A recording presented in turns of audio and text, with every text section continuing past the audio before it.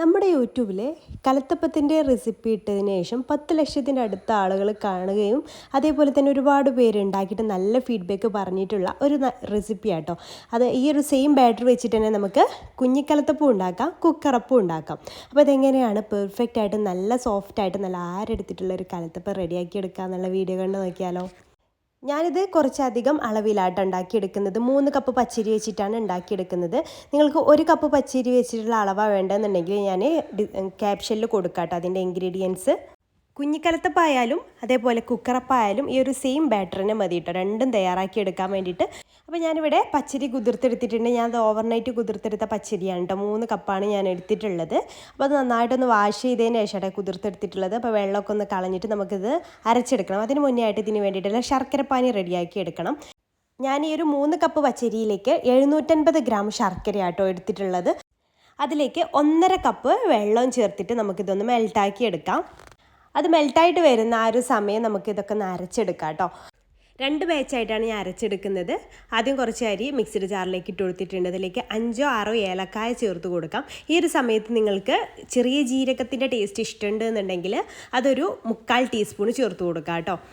പിന്നെ എല്ലാവരും ചേർക്കുന്നതിലേറെ വ്യത്യസ്തമായിട്ട് ചേർക്കുന്നത് തേങ്ങ ചിരുവിയതാണ്. അതൊരു 1.5 കപ്പ് ചേർക്കുക. അത് ചേർത്താൽ പ്രത്യേക ഒരു ടേസ്റ്റ് ആയിരിക്കും കേട്ടോ നമ്മുടെ ഈ ഒരു കലത്തപ്പത്തിന്. എന്നിട്ട് അതിലേക്ക് വീണ്ടും ഒരു 1.5 കപ്പ് വെള്ളം ചേർത്തിട്ട് നമുക്കിതൊന്ന് അരച്ചെടുക്കാം. വെള്ളം നോക്കിയിട്ട് നമുക്ക് വീണ്ടും ചേർത്ത് കൊടുക്കാമല്ലോ. അപ്പോൾ ഇപ്പോൾ ഒരു 1.5 കപ്പ് ചേർത്ത് കൊടുത്തിട്ട് നമുക്കിതൊന്ന് അരച്ചെടുത്തിട്ട് ബാറ്ററാക്കി എടുക്കാം. നല്ല സ്മൂത്തായിട്ട് തന്നെ നമുക്കിതൊന്ന് അരച്ചെടുക്കാം കേട്ടോ.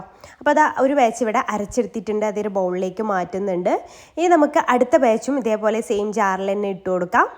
അത് അത്രയില്ല, കുറച്ച് കുറവാണ്. പിന്നെ അതിലേക്ക് നമുക്ക് ചേർത്ത് കൊടുക്കേണ്ടത് വേവിച്ച ചോറാണ് കേട്ടോ. ഞാനിവിടെ 1 കപ്പിലേക്ക് 3 ടേബിൾ സ്പൂൺ രീതിയിലാണ് ചോറ് എടുത്തിട്ടുള്ളത്. അപ്പം നമ്മൾ 3 കപ്പ് അരിയെല്ലാം എടുത്തിട്ടുള്ളത്. അതിലേക്ക് 9 ടേബിൾ സ്പൂണ് ചോറാണ് എടുത്തിട്ടുള്ളത്. വീണ്ടും ഒരു 1.5 കപ്പ് വെള്ളം ചേർത്തിട്ട് അരച്ചെടുക്കുകയാണ്. അപ്പോൾ ടോട്ടൽ നമ്മൾ അരിയിലേക്ക് 3 കപ്പ് വെള്ളവും അതേപോലെ തന്നെ ശർക്കര പാനിയിലേക്ക് 1.5 കപ്പ് വെള്ളവും ആട്ടോ എടുത്തിട്ടുള്ളത്.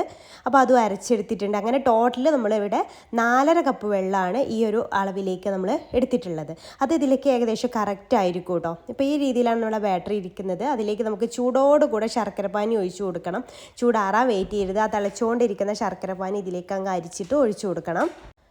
ചൂടോടുകൂടെ തന്നെ ഒഴിച്ചു കൊടുത്തിട്ട് അപ്പം തന്നെ ഒന്ന് മിക്സ് ചെയ്യണം കേട്ടോ. അല്ലെങ്കിൽ ആ ഒരു മാവ് ബാറ്റർ ഓൾറെഡി നമ്മൾ അരി അരച്ച ബാറ്റർ ഉണ്ടല്ലോ, അത് വെന്തു പോവും. അതുകൊണ്ട് തന്നെ ആ ഉടനെ തന്നെ ഇതുപോലെ നന്നായിട്ട് തന്നെ മിക്സ് ചെയ്ത് അല്ലെങ്കിൽ കട്ട കുത്താനൊക്കെ ചാൻസ് ഉണ്ട്.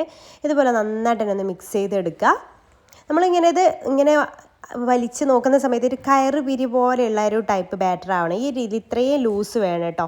എന്നാൽ ഒരുപാട് ടൈറ്റും ആവരുത്, ഒരുപാട് അങ്ങ് ലൂസ് ആവുകയും ചെയ്യരുത്. ഈ ഒരു ടൈറ്റിലാണ് നമുക്ക് കിട്ടേണ്ടത്. ഇങ്ങനെ പിരിഞ്ഞ് പോകണം നമ്മളിങ്ങനെ ഒഴിച്ചു കൊടുക്കുന്ന സമയത്ത്. ഈ രീതിയിലായി കിട്ടണം.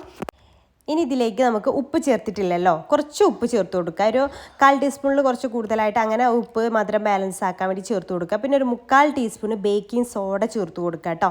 1 കപ്പിലേക്ക് 1/4 ടീസ്പൂൺ രീതിയിൽ. അപ്പോൾ 3 കപ്പായതുകൊണ്ട് 3/4 ടീസ്പൂൺ ബേക്കിംഗ് സോഡ ചേർത്ത് കൊടുക്കുക. എന്നിട്ട് നന്നായിട്ട് അങ്ങ് മിക്സ് ചെയ്തെടുക്കുക. ഇനി ഇത് റെസ്റ്റ് ചെയ്യാൻ വെക്കേണ്ട ആവശ്യമൊന്നുമില്ല കേട്ടോ, ഇപ്പം തന്നെ നമുക്ക് ചുട്ടെടുക്കാവുന്നതാണ്. ഇനി ഇതിലേക്ക് ഞാൻ കുറച്ച് എള്ള് ചേർത്ത് കൊടുക്കുന്നുണ്ട്. 2 ടീസ്പൂൺ എള്ള് ചേർത്ത് കൊടുക്കുന്നുണ്ട്. നിർബന്ധമൊന്നും ഇല്ല കേട്ടോ. പിന്നെ നമുക്കിതിലേക്ക് വേറൊരു തേങ്ങാക്കൊത്തൊക്കെ ഫ്രൈ ചെയ്തിട്ട് ഇട്ട് കൊടുക്കണം. അതിന് വേണ്ടിയിട്ട് ഞാൻ വെളിച്ചെണ്ണയിലാണ് ഫ്രൈ ചെയ്യുന്നത്. നെയ്യിൽ വേണമെങ്കിൽ നെയ്യിൽ നിങ്ങൾക്ക് ഫ്രൈ ചെയ്തെടുക്കാവുന്നതാണ്. നെയ്യ് നന്നായിട്ടൊന്ന് ചൂടായതിന് ശേഷം അതിലേക്ക് നമുക്ക് ഈ തേങ്ങാക്കൊത്ത് ചെറിയ പീസായിട്ട് കട്ട് ചെയ്തിട്ടുള്ള തേങ്ങാക്കൊത്ത് ഇട്ടിട്ട് നമുക്കൊന്ന് റോസ്റ്റ് ചെയ്തെടുക്കാം. അത് ഏകദേശം റോസ്റ്റ് ആയിട്ട് വരുന്ന സമയത്ത് അതിലേക്ക് ചെറിയുള്ളി ചേർത്ത് കൊടുക്കണം. ചെറിയുള്ളി ഞാനൊരു 8-10 ചെറിയുള്ളി ചെറുതായിട്ട് അരിഞ്ഞെടുത്തിട്ടുണ്ട് കേട്ടോ. ഇത്രയും അളവിക്കാണ് 8-10 എടുത്തിട്ടുള്ളത്. ഇപ്പോൾ നമ്മൾ 1 കപ്പൊക്കെ ആണെന്നുണ്ടെങ്കിൽ 2 ടേബിൾ സ്പൂണൊക്കെ മതി. അത് നന്നായിട്ടൊന്ന് മൂപ്പിച്ചിട്ട് ആ ചൂടോട് കൂടെ ആ വെളിച്ചെണ്ണയോട് കൂടെ ഇതിലേക്ക് അങ്ങ് ഒഴിച്ചു കൊടുക്കാം. എന്നിട്ട് നന്നായിട്ട് തന്നെ മിക്സ് ചെയ്തെടുക്കുക. അപ്പോൾ കുക്കറപ്പൊക്കെ റെഡിയാക്കി എടുക്കുന്നുണ്ടെങ്കിൽ നിങ്ങൾക്ക് മുകളിൽ ഇടാൻ വേണമെന്നുണ്ടെങ്കിൽ കുറച്ച് നമുക്ക് മാറ്റി വെക്കാം കേട്ടോ.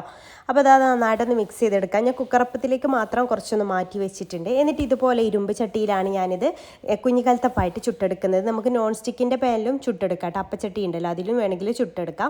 അപ്പോൾ 1 ടീസ്പൂണൊക്കെ വെളിച്ചെണ്ണ ഒഴിച്ച് കൊടുത്താൽ മതി. ഒരുപാട് അങ്ങ് ഒഴിച്ച് കൊടുക്കേണ്ട ആവശ്യമൊന്നുമില്ല കേട്ടോ. 1 ടീസ്പൂൺ വെളിച്ചെണ്ണ ഒഴിച്ച് കൊടുത്തിട്ട് അത് നന്നായിട്ട് തന്നെ ചൂടായി വരണം. നന്നായിട്ട് ചൂടായതിന് ശേഷം നമുക്ക് എത്രയാണോ വലിപ്പം വേണ്ടതിനനുസരിച്ച് തവിയിൽ മാവ് ഒഴിച്ചു കൊടുക്കാം. ഞാനിവിടെ ഏകദേശം ഒരു 2 തവിയുടെ അടുത്ത് 1.5 തവി ഒക്കെ മാവാണ് ഒഴിച്ചു കൊടുക്കുന്നത്. എന്നിട്ട് ആ നല്ല ചൂട് വേണം ഒഴിച്ചു കൊടുക്കുന്ന സമയത്ത്. എന്നിട്ട് അടച്ചു വെച്ചിട്ട് ചെറിയ തീയിലിട്ടിട്ട് വേണം പിന്നെ ഇത് ചുട്ടെടുക്കാൻ വേണ്ടിയിട്ട്. ഒഴിച്ചു കൊടുക്കുമ്പോൾ ഹൈ ഫ്ലെയിമിൽ, പിന്നെ ചെറിയ തീയിൽ, അല്ലെങ്കിൽ ആദ്യം എപ്പോഴും ഹൈ ഫ്ലെയിമിൽ തന്നെ ഇട്ട് കൊടുത്താൽ അടിഭാഗമൊക്കെ കരിഞ്ഞു പോകും കേട്ടോ. അപ്പോൾ അത് അടിപൊളിയായിട്ട് നമ്മുടെ കുഞ്ഞിക്കലത്തപ്പം ഇവിടെ റെഡി ആയിട്ടുണ്ട്. നല്ല ആരെടുത്ത് വന്നിട്ടുണ്ട്. ഇതുപോലെ ബാക്കിയുള്ളതെല്ലാം ചുട്ടെടുക്കുക. ചെറിയ തീയിലിട്ടിട്ട് സാധാരണ വേണം കേട്ടോ ഇത് കുക്ക് ചെയ്തെടുക്കാൻ വേണ്ടിയിട്ട്. ഇതുപോലെ ബാക്കിയുള്ളതെല്ലാം ചെയ്തെടുക്കുക. ഞാനിപ്പോൾ 2 ചട്ടിയിലായിട്ടാണ് കുഞ്ഞിക്കലത്തപ്പം റെഡിയാക്കി എടുക്കുന്നത്. നോൺ സ്റ്റിക്കിൻ്റെ പാനിലും ചെയ്തെടുക്കുന്നുണ്ട് കേട്ടോ. അതിൽ നമ്മൾ ഇരുമ്പ് ചട്ടിയിൽ റെഡിയാക്കുന്നതിലേറെ പെട്ടെന്ന് അതിൽ റെഡിയായി കിട്ടും. പക്ഷേ ഇത്രയും വെളിച്ചെണ്ണ ഈ 1 ടീസ്പൂൺ തന്നെ വേണ്ടി വരില്ല കേട്ടോ. അതിൽ കുറച്ച് വെളിച്ചെണ്ണയുടെ ആവശ്യം വരുന്നുള്ളൂ. ഇനി ഞാൻ കുക്കറിൽ കൂടെ റെഡിയാക്കി എടുക്കുന്നത് കാണിച്ചു തരാം. ഞാനിവിടെ 5 ലിറ്ററിൻ്റെ കുക്കറായിട്ട് എടുത്തിട്ടുള്ളത്. അതിലേക്കും 1 ടീസ്പൂൺ വെളിച്ചെണ്ണ ഒഴിച്ച് കൊടുക്കുക. ഒരുപാട് അങ്ങ് വെളിച്ചെണ്ണ ഒഴിച്ച് കൊടുക്കരുത് കേട്ടോ. ഒരുപാട് വെളിച്ചെണ്ണ ഒഴിച്ച് കൊടുത്താൽ അടിഭാഗമൊക്കെ പെട്ടെന്ന് കരിഞ്ഞു പോകും, നെരിഞ്ഞിട്ട് പെട്ടെന്ന് കരിഞ്ഞു പോകും. അപ്പോൾ കുറച്ച് വെളിച്ചെണ്ണ എല്ലാ ഭാഗത്തേക്കും ഒന്ന് സ്പ്രെഡാക്കി കൊടുക്കുക. എന്നിട്ട് നല്ല ചൂട് വേണം കേട്ടോ കുക്കറും. എന്നിട്ട് അതിലേക്ക് നമുക്ക് വേണ്ട ബാറ്റർ ഒഴിച്ച് കൊടുത്തിട്ട് അതിൻ്റെ മുകളിൽ ഞാൻ കുറച്ച് മാറ്റി വെച്ചിട്ടുള്ള ഈ ഒരു തേങ്ങാക്കൊത്തും ചെറിയുള്ളിയൊക്കെ ഉണ്ടല്ലോ, അതൊന്ന് റോസ്റ്റ് ചെയ്തത് അതൊന്ന് വിതറി കൊടുക്കുന്നുണ്ട്. എന്നിട്ട് അടച്ചു വെച്ചിട്ട് ചെറിയ തീയിലിട്ട് കൊടുക്കുക. വിസിൽ ഇതിൻ്റെ പ്രഷർ ഇതുണ്ടല്ലോ, വെയിറ്റ് ഒഴിവാക്കിയിട്ട് വേണ്ട ചെയ്തെടുക്കാൻ വേണ്ടിയിട്ട്. എന്നിട്ട് നന്നായിട്ട് ആവി വരുന്ന വരെ ഒന്ന് വെയിറ്റ് ചെയ്യുക. ഒരു 15 മിനിറ്റ് ചെറിയ തീയിലിട്ടാൽ തന്നെ ഇത് നന്നായിട്ട് തന്നെ കുക്കായിട്ട് കിട്ടും കേട്ടോ. അപ്പോൾ ഇത് റെഡി ആയിട്ടുണ്ട്. എന്നിട്ട് ഞാനത് ഫുള്ള് തണുക്കാനായിട്ട് വെയിറ്റ് ചെയ്തിട്ട് തണുത്തതിന് ശേഷമാണ് കുക്കറിൽ നിന്ന് എടുക്കുന്നത്. ഇത് നോൺ സ്റ്റിക്കിൻ്റെ തവയിൽ അപ്പച്ചട്ടിയിൽ ചുട്ടെടുത്തതാണ് കേട്ടോ. അപ്പോൾ എല്ലാം റെഡി ആയിട്ടുണ്ട്. നമ്മുടെ കുഞ്ഞിക്കലത്തപ്പവും റെഡി ആയിട്ടുണ്ട്, അതേപോലെ തന്നെ കുക്കറപ്പവും ഒക്കെ റെഡി ആയിട്ടുണ്ട്. എല്ലാം പെർഫെക്റ്റ് ആയിട്ട് തന്നെ നമുക്ക് കിട്ടിയിട്ടുണ്ട്. കഴിക്കാൻ നമ്മൾ തേങ്ങയൊക്കെ ചെറുത്തുകൊണ്ട് തന്നെ പ്രത്യേക ഒരു ടേസ്റ്റ് ആട്ടോ ഈ ഒരു കലത്തപ്പം കഴിക്കാൻ തന്നെ. ഞാൻ കട്ട് ചെയ്തിട്ട് കൂടെ കാണിച്ചു തരാം. നല്ല സോഫ്റ്റാണ്. കട്ട് ചെയ്യുമ്പോൾ തന്നെ നിങ്ങൾക്ക് മനസ്സിലാവും നല്ല സോഫ്റ്റ് ആയിട്ട് തന്നെ നമുക്ക് കിട്ടിയിട്ടുണ്ട്. ഇതുപോലെ നിങ്ങൾ ചെയ്ത് നോക്കുകയാണെന്നുണ്ടെങ്കിൽ നിങ്ങൾക്ക് ഒട്ടും ഫ്ലോപ്പ് ആവില്ല കേട്ടോ. ആദ്യമൊക്കെ ഞാൻ കലത്തപ്പം ഉണ്ടാക്കിയപ്പോഴും ഭയങ്കര ഹലുവൻ്റെ പോലെ കട്ടിയിലൊക്കെ ആട്ടോ വന്നിട്ടുണ്ടായിരുന്നു. പിന്നെ എൻ്റെ ഒരു എളാമാൻ്റെ അടുത്തുനിന്ന് കിട്ടിയ റെസിപ്പിയാണിത്. ഇതാണ് ഞാനിപ്പോൾ എപ്പോൾ ഉണ്ടാക്കുമ്പോഴും എന്താ പറയുക ഫോളോ ചെയ്യുന്ന ഒരു മെത്തേഡ് കേട്ടോ. അപ്പോൾ കലത്തപ്പൊക്കെ ഉണ്ടാക്കിയിട്ട് ഫ്ലോപ്പായി പോകുന്നവരാണെന്നുണ്ടെങ്കിൽ എന്തായാലും ഈ ഒരു മെത്തേഡ് ഒന്ന് സ്വീകരിച്ച് നോക്കണം കേട്ടോ. നിങ്ങൾക്കും നല്ല പെർഫെക്റ്റ് ആയിട്ട് തന്നെ കിട്ടും. കണ്ടോ, നല്ല ആരെടുത്തിട്ടുള്ള കലത്തപ്പമായിട്ട് തന്നെ നമുക്ക് കിട്ടിയിട്ടുണ്ട്. ഇത് കുക്കറപ്പാണ്. അതേപോലെ തന്നെ കുഞ്ഞു കലത്തപ്പായാലും നല്ല പെർഫെക്റ്റ് ആയിട്ട് തന്നെ നമുക്ക് കിട്ടിയിട്ടുണ്ട് കേട്ടോ.